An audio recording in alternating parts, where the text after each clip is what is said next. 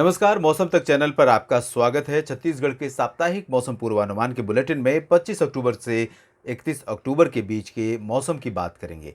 लेकिन इससे पहले आपको बताएंगे कि अब तक छत्तीसगढ़ में पोस्ट मानसून सीजन की बारिश कैसी रही है। 1 अक्टूबर से 24 अक्टूबर के बीच में छत्तीसगढ़ के ज़्यादातर जिलों में सामान्य से कम वर्षा रिकॉर्ड की गई है। सामान्य या सामान्य से अधिक वर्षा वाले शहरों की बात पहले कर लेते हैं। तो इसमें सामान्य से जो सबसे ज़्यादा बारिश हुई है कवर्धा में हुई है। 94% का अंतर है, यानी जितनी बारिश यहाँ पर होती है उसकी दोगुनी बारिश यहाँ पर रिकॉर्ड की गई है। इसके बाद नॉर्मल रेन की अगर हम बात करें तो यहाँ पर बेमेतरा में 32% अधिक वर्षा रिकॉर्ड की गई है, ये भी सरप्लस है।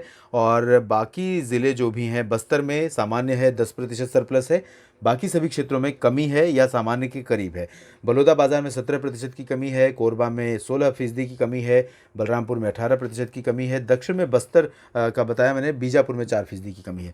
बाकी जितने लाल रंग में दिख रहे हैं आपको और पीले रंग में, इन सभी क्षेत्रों में सामान्य से काफ़ी कम वर्षा रिकॉर्ड की गई है और अंतर बहुत ज़्यादा है। कहीं पर 60%, 67, कहीं पर 65% की कमी है, कहीं 28, तो कहीं दंतेवाड़ा में 49% की कमी है, नारायणपुर में 45, कोंडागांव में 58, कांकेर में 22% की कमी है, धमतरी में 45% कम वर्षा हुई है, बलौद में 58% कम बारिश रिकॉर्ड की गई है, रायपुर में भी 35% कम है, तो दुर्ग में 78% कम वर्षा रिकॉर्ड की गई है, राजनांदगांव में 3% की कमी है, मुंगेर में मुंगेली में 28% कम, बिलासपुर में 20% कम, जांजगीर चांपा में 38% कम, बलौदाबाजार में 17% कम, रायगढ़ में 55% कम, कोरबा में तो बता ही दिया था आपको मैंने, कोरिया में 33% कम, सूरजपुर में 54% कम, सरगुजा में 57, जशपुर में 23 और रायगढ़ में 55% की कमी रही है।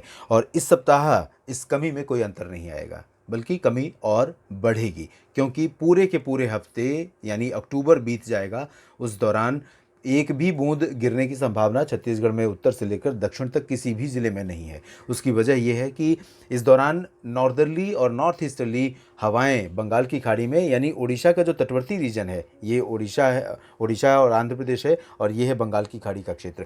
यहाँ से हवाएं इस तरह से स्ट्रेट चलेंगी तमिलनाडु तक, और इसी वजह से ये हवाएं यहाँ पर कोई भी मॉइस्चर पुश नहीं कर पाएंगी, यानी कि नमी को यहाँ पर फेंक नहीं पाएंगी या नमी लेकर आ नहीं पाएंगी। तो यहाँ सेंट्रल इंडिया पर भी कोई सिस्टम, मध्य भारत पर भी कोई सिस्टम एक्टिव नहीं होगा, सक्रिय नहीं होगा।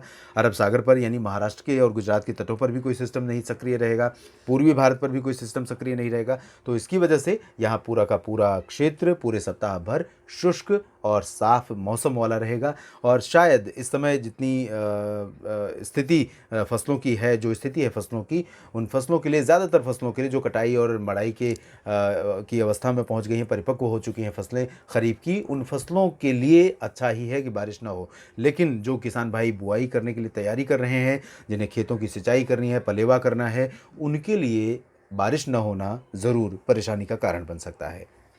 फिलहाल अचानक अगर कुछ बदलाव होगा तो मैं आपको पहले से ही अपडेट करने की कोशिश करूंगा। बस आप बने रहिएगा मौसम तक चैनल के साथ। इस बुलेटिन में भी इतना ही, लेकिन चलते चलते अपील करूंगा कि आपने अगर अभी तक इस चैनल को सब्सक्राइब नहीं किया है तो ज़रूर कर लीजिए, क्योंकि आपके काम की जानकारियाँ इस पर मिलती रहेंगी। और साथ ही साथ वीडियो में दी गई इन्फॉर्मेशन अगर आपको ठीक लगे तो लाइक और शेयर करना ना भूलें। धन्यवाद।